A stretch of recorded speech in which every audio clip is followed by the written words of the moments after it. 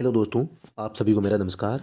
दोस्तों, आप सभी का एक बार फिर से अपने यूट्यूब चैनल राज एजुकेशन हेल्प में सभी का स्वागत है। दोस्तों, जैसा कि आप देख रहे हैं, वाहन के प्रत्येक भाग की चर्चा में जो रोड साइड मरम्मत का जो टॉपिक है उसका क्रैश कोर्स चल रहा है और उसका जो स्टीयरिंग सिस्टम है उसका हम आज भाग 5 है वो पढ़ने जा रहे हैं।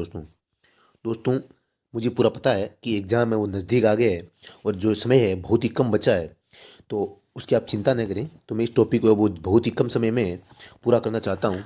जो पूर्व में हमारे द्वारा जो कंटेंट तैयार किया गया था, तो मैं ये चाहता हूँ कि ये कंटेंट आपके सामने रख दिया जाए, क्योंकि मेरे पास ये एक तैयार कंटेंट है वो किस काम का है, अगर आपके काम नहीं आ सके तो ये मैं चाहता हूँ कि इस कंटेंट को आपके सामने रख दूँ। वैसे अब हमारे पास इतना समय नहीं है कि हम इस स्टीयरिंग सिस्टम या प्रत्येक पार्ट के बारे में विस्तार से जानकारी है वो प्राप्त कर सकें। फिर भी जहाँ तक कोशिश होगी, इसकी जो केवल थियोरेटिकल बातें हैं, जो सिद्धांत है, कार्य करने के लाभ है जिस स्टीयरिंग सिस्टम है, तो इसकी हानियाँ क्या है, लाभ क्या है, ज़रूरत क्यों पड़ती है इसकी, तथा इस प्रकार में इसमें कौन कौन सी और कमियाँ होती है, या कहें इस प्रणाली में अगर स्टीयरिंग सिस्टम में कोई कमी आती है तो हमें उसको कैसे सुधार सकते हैं, तो इसके संबंध में जो छोटे संक्षिप्त रूप में मैं इसको आपके सामने रख रहा हूँ, तो आप ध्यान से देखिएगा। मैं ज़्यादा विस्तार से इसमें चर्चा नहीं करने वाला हूँ। तो दोस्तों, जो पिछला वीडियो था उसमें हमने जो टर्बो चार्जर के जो 4 क्वेश्चन थे, मैंने आप टर्बो चार्जर के टॉपिक के अंत में आपको बताए थे, वो चारों क्वेश्चन है वो अभी आपके सामने मैं पेश कर रहा हूँ। तो शायद आपने वो पिछला वीडियो देख लिया होगा और उसमें आपने उनका उत्तर भी दिया होगा। दोस्तों, जो भी ये क्वेश्चन होते हैं तो उनका कमेंट बॉक्स में वो रिप्लाई किया करो दोस्तों। तो दोस्तों, शुरू करते हैं वो वीडियो। तो दोस्तों, जो टर्बो चार्जर से संबंधित प्रश्न थे, जो पिछला वीडियो था वो टर्बो चार्जर पर था, भाग 4 था क्रैश कोर्स का, वो टर्बो चार्जर से संबंधित थे। तो उसका जो पहला प्रश्न था हमारे सामने कि टर्बो चार्जर का एक अन्य नाम है। दोस्तों, मुझे पूरा पता है, अगर टर्बो चार्जर का वीडियो आपने देखा था तो ये प्रश्न आपको आ रहा होगा। Air compressor, air pump, air inlet, air वह दोनों। तो दोस्तों, आप सबको पता है जो टर्बो चार्जर है वो इंजन को हवा प्रदान करने का काम करता है, कंप्रेस्ड वायु है वो देता है। तो इसका जो ऑप्शन नंबर द है, मतलब जो एयर कंप्रेसर और एयर पंप, ये दोनों किसके नाम है? टर्बो चार्जर के। तो दोस्तों, टर्बो चार्जर एक सुपर चार्जर का एक प्रकार है, तो इसको सुपर चार्जर भी कहा जा सकता है दोस्तों। इसके अलावा नेक्स्ट क्वेश्चन की बात करें कि टर्बो चार्जर को घुमाया जाता है, टर्बो चार्जर को घुमाया जाता है। ऑप्शन नंबर 1 है इंजन के द्वारा, एग्जॉस्ट गैसों के द्वारा, कंप्रेस्ड वायु द्वारा, उपरोक्त तीनों से ही है। तो दोस्तों, आपने अगर वीडियो देखा है तो ये भी आपको आ रहा होगा, एग्जॉस्ट गैसों के द्वारा जो धुआं होता है, ये जो इंजन के द्वारा धुआं निकलता है, इंजन के धुएं से, ये भी ऑप्शन में हो सकता था, लेकिन मैंने इसकी लैंग्वेज को चेंज करके एग्जॉस्ट गैसों के द्वारा लिखा है, ताकि आप कंफ्यूज है वो एग्जाम से पहले ही हो जाओ, बाद में नहीं हो, एग्जाम के अंदर नहीं हो। तो इसका उत्तर वो एग्जॉस्ट गैसों के द्वारा हो जाएगा। नेक्स्ट बात करते हैं। अगला प्रश्न है, टर्बो चार्जर इंजन को पर्याप्त हवा प्रदान या उपलब्ध करवाता है। ठीक है, तो ये जो हवा है वो कहाँ से लेता है? ऑप्शन नंबर 1 है वातावरण से लेकर, कार्बोरेटर से लेकर, टर्बो इम्पेलर जो एग्जॉस्ट गैसों से प्राप्त करता है, उपरोक्त सभी। तो दोस्तों, आपको बताना, टर्बो चार्जर है वो इंजन को हवा बताता है, वो कहाँ से लेता है, कहाँ से प्राप्त करके वो वातावरण में देता है। तो दोस्तों, इसमें जो वातावरण से लेता है, आप सबको पता है टर्बो चार्जर में एक होता है टरबाइन, जो धुएं से घूमता है। टरबाइन एक शाफ्ट लगी रहती है, शाफ्ट के द्वारा एक इम्पेलर लगा रहता है, जो इम्पेलर है वो घूमकर वायुमंडल से वायु को अपनी ओर खींचता है और कंप्रेस करके इंजन को सप्लाई करता है। नेक्स्ट क्वेश्चन की बात करते हैं। टर्बो चार्जर का लाभ नहीं है, ऑप्शन नंबर 1 है फ्यूल की खपत कम करना, बिल्कुल सही है। धुआं कम निकालना, बिल्कुल सही है। पहाड़ी इलाकों में पावर का कम नुकसान, बिल्कुल सही है। इंजन की पावर रेटिंग में सुधार, पावर शक्ति उसमें सुधार होना, ये चारों ही सही है दोस्तों। ये बाय मिस्टेक चारों ऑप्शन है वो सही कर दिए गए हैं, और शायद हो सकता है आप में से कई जो व्यक्ति है इनका उत्तर भी दिया होगा, तो आपको भी उत्तर यही देना चाहिए था कि ये चारों ही सही है। अगर आपने चौथे प्रश्न में किसी एक को आपने चुना है तो शायद आपका उत्तर वो गलत होगा दोस्तों। हाँ, इसमें जो ऑप्शन है वो बनाने में थोड़ी सी दिक्कत हुई है, फिर भी कोई दिक्कत नहीं है हमारे, क्योंकि हमें पता चल गया हाँ चारों ऑप्शन है वो क्या है, करेक्ट है दोस्तों। तो इस प्रकार जो 4 क्वेश्चन थे इनको हमने पिछले वीडियो में दिए थे और इनको हमने हल कर लिया है। तो अब शुरू करते हैं स्टीयरिंग सिस्टम के बारे में जो विस्तार से चर्चा है। जो स्टीयरिंग सिस्टम है उसके बारे में हम आज इस वीडियो में जानने की कोशिश करेंगे। सबसे पहले है, जब गाड़ी सड़क पर चलती है तो उसकी सिधाई, मतलब सीधा चलने के लिए, सिधाई को कायम रखने के लिए तथा जरूरत पड़ने पर गाड़ी को दाएं बाएं मोड़ने, वाहन को दुर्घटना से बचाने, इस कार्य को पूरा करने के लिए निर्माता ने वाहनों में जो साधन लगाया है उसे स्टीयरिंग सिस्टम कहते हैं। तो दोस्तों, ऑप्शन परीक्षा में एग्जाम्स में आ सकता है कि स्टीयरिंग सिस्टम है उसका काम नहीं है, तो आप गाड़ी को सीधा रखने के लिए, ये भी हो सकता है, ये सही है बिल्कुल। और गाड़ी को दाएं बाएं मोड़ने के लिए, ये भी सही है। वाहन को दुर्घटना से बचाने के लिए, मतलब साइड में करने के लिए, ये भी हो सकता है दोस्तों। तो इस प्रकार ये इसके जो कार्य हैं। इसके अलावा बात करें, आप इसमें देख सकते हैं स्टीयरिंग सिस्टम है वो किस प्रकार से लगा रहता है, आप सबको पता होगा। ये स्टीयरिंग सिस्टम का एक डायग्राम है दोस्तों, तो आप इसको भी देख सकते हैं। ये गियर ऐसे हैं, आइडल आर्म ऐसे, ब्रेकेट, स्टीयरिंग व्हील, आप सबको पता है, नक्कल आर्म, जो टूवर्ड अपवर्ड सिस्टम होता है जो शाफ्ट होती है। इसके अलावा एक डायग्राम आपके सामने और है, आप इसका स्क्रीनशॉट ले सकते हैं और प्रत्येक भाग है उसको देख सकते हैं, क्योंकि भागों की जो नाम है अब हम विस्तार से चर्चा नहीं करने वाले हैं दोस्तों। तो आप यहाँ देख सकते हैं कि स्टीयरिंग नक्कल है, टाई रोड है, टाई रोड है जो इसका अंतिम भाग है दोस्तों, जो अंतिम रूप से लगा रहता है वो टाई रोड होती है। सेंट्रलिंग हो गई, लोअर स्टीयरिंग शाफ्ट हो गई, जो पिट मेन आर्म है, आइडलर मेन है, इस प्रकार जो स्टीयरिंग व्हील है, ये इस प्रकार इस टाई रोड वगैरह सब जो इसके क्या है पार्ट है। तो इस प्रकार ये देखो, एक आप डायग्राम और देख सकते हैं। ये जो पावर स्टीयरिंग है उसका एक आपके सामने डायग्राम इन्हें रखा है। ये टायर हो गया, फ्लूइड लाइंस हो गई मतलब ईंधन की, हाइड्रोलिक पिस्टन हो गया क्योंकि इसमें जो पिस्टन है वो गति करके ही क्या है ऑयल को पंप करता है। इस प्रकार आप देख सकते हैं इसका जो डायग्राम है। नेक्स्ट देखते हैं कि जो इसकी आवश्यकता है वो क्यों पड़ती है। तो सबसे पहले है रोड पर चलते समय गाड़ी की सीधाई को कायम रखना। जरूरत पड़ने पर गाड़ी को दाएं बाएं मोड़ने के लिए ये सिस्टम होने के कारण ड्राइवर कंपार्टमेंट में लगे स्टीयरिंग व्हील से होता हुआ स्टीयरिंग गियर बॉक्स से होता हुआ दोनों फ्रंट व्हीलों तक फैला हुआ है। मतलब जो फ्रंट व्हील है, पहिए फ्रंट व्हील यानी होते हैं सामने के जो पहिए वहां तक होते हैं और उनको घुमाने का काम करते हैं। इसके जो पार्ट है वो कौन कौन से हैं दोस्तों देखते हैं। वर्म और सेक्टर, वर्म और रोलर, वर्म और नट विद रिसर्कुलिंग बाल टाइप, मतलब रिसर्कुलिंग मतलब वापस इधर उधर दोनों साइड में घूमना। केम और लीवर टाइप, रेक और पिनियन टाइप, वर्म और व्हील टाइप। इसके अलावा जो चौथा भाग है हाइड्रोलिक एसिस्टेड मैकेनिकल स्टीयरिंग। इसके अलावा दोस्तों hydraulic steering, vacuum assisted mechanical steering और compressed air assisted mechanical steering box कई विदेशी वाहनों में भी प्रयोग किए जाते हैं। मतलब ये इनके प्रकार है। इसके अलावा दोस्तों बात करें तो steering wheel, steering outer tube, ये स्टीयरिंग के पार्ट हैं। स्टीयरिंग शाफ्ट है, यूनिवर्सल जॉइंट जो आपके पावर स्टीयरिंग होता है उसके भाग हैं। Worm shaft, sector shaft, drop arm, tie road और सीबी जॉइंट, ये इस प्रकार इसके जो पार्ट हैं वो है। आप इन पार्ट्स को है वो क्या इसका स्क्रीनशॉट ले सकते हैं कि ये किसका पार्ट है। तो दोस्तों हम इस जो टॉपिक है इसको पूरा जल्दी करना चाहेंगे। जब हम स्टीयरिंग व्हील को घुमाते हैं तो इसके नीचे लगी स्टीयरिंग शाफ्ट और इस शाफ्ट के नीचे लगा वर्म भी घूमता है। वर्म सेक्टर शाफ्ट के अंदर पेग द्वारा लगा रहता है, इसके द्वारा सेक्टर शाफ्ट को घुमा पाता है। सेक्टर शाफ्ट पर लगी ड्राफ्ट आर्म आगे पीछे घूमती है। 1 मिनट। ड्राफ्ट आर्म आगे पीछे घूमती है। ड्राफ्ट आर्म का निचला भाग ड्रैग लिंक बाल जॉइंट से बंधा रहता है। ड्रैग यानी होता है घर्षण करना या आगे पीछे होने वाला, ड्रैग करने वाला। ड्रैग यानी होता है सब एक बार आगे गया एक बार पीछे गया कि दूसरे हिस्से। तो क्योंकि स्टीयरिंग है वो दोनों साइड में घूमता है ना, इसलिए इसको ड्रैगलिंग जो बाल जॉइंट होता है वो सबसे इंपॉर्टेंट होता है स्टीयरिंग सिस्टम में। दूसरे हिस्से का बाल जॉइंट स्टब एक्सल के स्टीयरिंग आर्म के साथ स्टीयरिंग व्हील के घुमाने पर ड्राप आर्म आगे पीछे होता है, वह अपने साथ ड्रैगलिंग द्वारा स्टब एक्सल को भी घुमाता है। स्टब एक्सल होती है जो स्टीयरिंग सिस्टम में जो आपके टाई रोड के साथ में लगी रहती है, जो कि आपको पता है 90 डिग्री के कोण पर क्या है इसको घुमाने का, इधर उधर करने का काम करता है। राइट साइड का स्वेट एक्सल लेफ्ट साइड के स्टब एक्सल के साथ आर्म और टाई रोड द्वारा जुड़ा रहता है। क्योंकि जो स्टीयरिंग सिस्टम है कई गाड़ियों में ये अलग अलग प्रकार के हो सकते हैं, क्योंकि स्टीयरिंग सिस्टम एक साइड के पहियों को घुमाता है, लेकिन जो एक साइड के पहिए है उनके द्वारा जो टाई रोड है वहाँ से दूसरे पहिए के साथ में कनेक्शन बनाकर दूसरे पहिए को भी उसके साथ में ही घुमा दिया जाता है, जिससे दोनों स्टब एक्सल एक साथ मुड़ पाते हैं और गाड़ी मुड़ जाती है। तो दोस्तों अब आपके सामने दोष क्या है, स्टीयरिंग सिस्टम में दोष क्या क्या होते हैं, हार्ड स्टीयरिंग क्यों होती है। ऑप्शन नंबर हमारे सामने एक है स्टीयरिंग बॉक्स में तेल का कम होना, क्योंकि जो घर्षण होता है तो घर्षण अगर ज़्यादा होगा तो स्टीयरिंग सिस्टम हार्ड हो जाएगा। टायर में हवा का प्रेशर वो कम होना, टायर में हवा का प्रेशर कम होने से भी स्टीयरिंग हार्ड हो जाएगा। स्टीयरिंग गियर का टाइट हो जाना, जो स्टीयरिंग का गियर होता है नीचे उसको घुमाने में जो मदद करता है। किंग पिन का जाम हो जाना, टोइन का ठीक नहीं रहना। इसके अलावा है स्टीयरिंग रोकर शाफ्ट व वर्म शाफ्ट का बेंड हो जाना, थोड़ा सा अगर बेंड हो जाता है तो हार्ड हो जाएगा। कास्टर एंगल का बढ़ जाना, केम्बर एंगल का ठीक न होना। आगे है 9 नंबर फ्रंट एक्सल का बेंड हो जाना, जो फ्रंट एक्सल है वो बेंड हो जाती है। स्टीयरिंग बॉक्स में वर्म की सेक्टर की एडजस्टमेंट खराब हो जाना।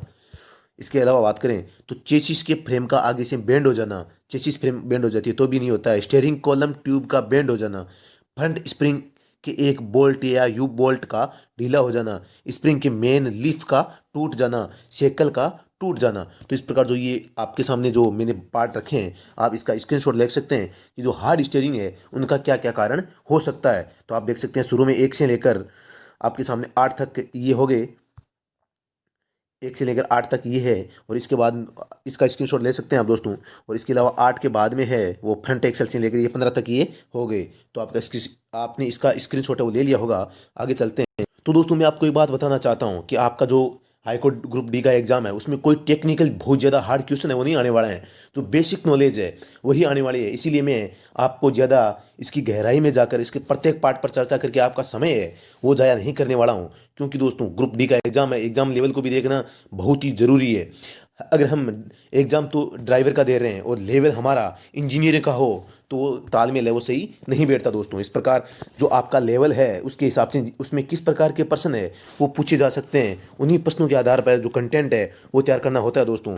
दोस्तों कभी कभी क्या होता है कि हम और ज़्यादा सीरियस होकर उसको और ज़्यादा हार्ड करते जाते हैं। जो भी होता है मतलब जो हमारा सिलेबस होता है वो एकदम इजी होता है, लेकिन जो हम पढ़ाई करते हैं वो एकदम हार्ड कर लेते हैं। और जो इजी क्वेश्चन होते हैं जो इजी लैंग्वेज में होते हैं उन प्रश्नों को हम याद नहीं कर पाते या उनको नहीं पढ़ते, तो एग्जाम्स में हमारे नंबर है वो कम बन जाते हैं। तो हमारा ये जो टॉपिक है ये बहुत ही सिंपल टॉपिक है और आपका जो एग्ज़ाम का जो लेवल है वो भी एकदम सिंपल है। तो दोस्तों आगे पढ़ते हैं ज़्यादा समय गए बगैर। गाड़ी का इधर उधर जाना क्या कारण हो सकता है? अब आप कहोगे कि यहाँ से प्रश्न नहीं बनता है, तो दोस्तों एकदम सिंपल है। प्रश्न ये आ सकता है कि गाड़ी का इधर उधर होना निम्न में से कौन सा कारण नहीं होता, तो इनमें से 3 दे देगा और चौथा है कोई दूसरा दे देगा। तो ये हो सकता है दोस्तों। टायर को भी इसमें महत्वपूर्ण भूमिका देखो। सबसे पहला है कि गाड़ी इधर उधर क्यों जाती है। टायर में प्रेशर कम होना या एक टायर से में ज़्यादा प्रेशर होना, एक में कम और दूसरे में ज़्यादा जो प्रेशर होगा उसके कारण। दूसरा है टायरों का घिसा हुआ होना, घिसे होने के कारण भी क्या है गाड़ी इधर उधर हो सकती है। स्टीयरिंग गियर में कनेक्शन का ढीला होना या पार्ट्स का घिस जाना, कोई पार्ट्स घिस जाता है तो भी गाड़ी इधर उधर हो सकती है। स्टीयरिंग गियर के कनेक्शन का जरूरत से ज़्यादा टाइट हो जाना, स्टब एक्सल पर लगी स्टीयरिंग आर्म का ढीला होना, ड्राफ्ट आर्म का ढीला होना। 7 नंबर है स्प्रिंग के यू बोल्ट का ढीला होना, किंग पिनों के बुशों का घिस जाना, टोटन का ठीक न रहना, व्हील व्हील वायरिंग का ढीला हो जाना, व्हील नटों का ढीला हो जाना, स्टीयरिंग बॉक्स का चेसिस पर ढीला हो जाना, स्प्रिंग के बुशों का कट जाना, सेकल का घिस जाना या उसके अंदर लगे बुशों का घिस जाना। इसके बात करें लास्ट है फ्रंट एक्सल में लगे सेंटर बोल्ट का टूट जाना या बेंड हो जाना। तो इस प्रकार जो ये कारण है ये मैंने बताया आप सबको। ये 2 से 15 आप इसका स्क्रीनशॉट ले सकते हैं, ले लिया होगा आपने। मैं आगे चलता हूँ और जो शुरू की जो ये आपके पार्ट ये इसके भाग है इसका भी आप स्क्रीनशॉट ले सकते हैं दोस्तों। मैं पूरी उम्मीद करूंगा कि आप इसकी स्क्रीनशॉट लेकर इनको याद करेंगे दोस्तों, क्योंकि आपको एक स्क्रीनशॉट लेके आपको मात्र इनको 2 मिनट देनी है। 2 मिनट में आपको इनको पढ़ लेना है, क्योंकि जो आप स्क्रीनशॉट से पढ़ोगे एकदम आराम से, अभी इतना समय नहीं है कि मैं आपको रोककर पूरी ये जानकारी दे पाऊँ। तो आप 1 मिनट में याद नहीं कर सकते, तो आप इनके जो कारण है कि गाड़ी इधर उधर क्यों जाती है तो इनको एकदम ध्यान से पढ़ लेना। एक बार पढ़ते ही आपके दिमाग में आ जाएगा। तो दोस्तों जो पीछे अभी हमने बात की थी जो 15 पॉइंट थे वो थे गाड़ी का इधर उधर जाना, मतलब एक बार इधर एक बार इधर, वो कारण था। अब गाड़ी है एक तरफ जा रही है तो इसका जो क्या कारण है दोस्तों मैं आपको बताऊं। ये कारण बताएंगे हम। ये है कि गाड़ी केवल एक तरफ जाती है, एक तरफ गाड़ी खींची जाती है, तो वो उसका क्या कारण होता है। तो नंबर 1 है टायर प्रेशर कम होना, दोनों टायरों में प्रेशर कम ज़्यादा होना, वो पिछले वाला ही इसमें भी है। नंबर 2 है फ्रंट एक्सल व रियर एक्सल का एक लाइन में न होना। जो एक्सल होती है पीछे की और आगे की उसका एक लाइन में नहीं होगा तो गाड़ी हमेशा एक साइड में ज़्यादा जाएगी। यू बोल्ट ढीले होने से एक्सल का अपनी जगह से खिसक जाना। इसके अलावा दोस्तों बात करें शॉक एब्जॉर्बर का बेंड हो जाना या फंस जाना। शॉक एब्जॉर्बर का मतलब होता है जो शॉक यानी होता है जो जिसे हम शॉकर कहते हैं, जो सस्पेंशन सिस्टम उसकी बात हो रही है उसका, वो भी अगर एक साइड का जो सस्पेंशन सिस्टम खराब है तो भी ये कारण हो सकता है। एक साइड की कैस्टर प्लेट का गलत फिट हो जाना। दोस्तों स्टीयरिंग में सस्पेंशन सिस्टम की बात हो रही है देखो, तो आप कंफ्यूजन मत होना कि पर्सन स्टीयरिंग सिस्टम का है और यहाँ जो सस्पेंशन का उत्तर है वो नहीं होगा। ये भी हो सकता है क्योंकि जो स्टीयरिंग है वो सस्पेंशन सिस्टम के द्वारा भी क्या है गड़बड़ाई हो सकती है, उसमें यह गलती मिस्टेक हो सकती है।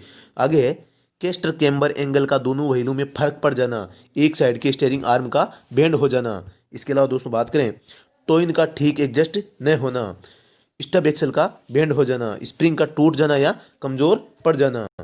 इसके अलावा है स्प्रिंग के सेंटर बोल्ट का टूट जाना या बेंड हो जाना, स्प्रिंग के यू बोल्ट का ढीला हो जाना। तो इस प्रकार ये जो कारण थे कि गाड़ी एक तरफ क्यों खींचती है, तो आप इनका स्क्रीनशॉट है वो ले सकते हैं दोस्तों, आपने ले लिया होगा। और ये जो शुरू के हैं इनका भी ले सकते हैं।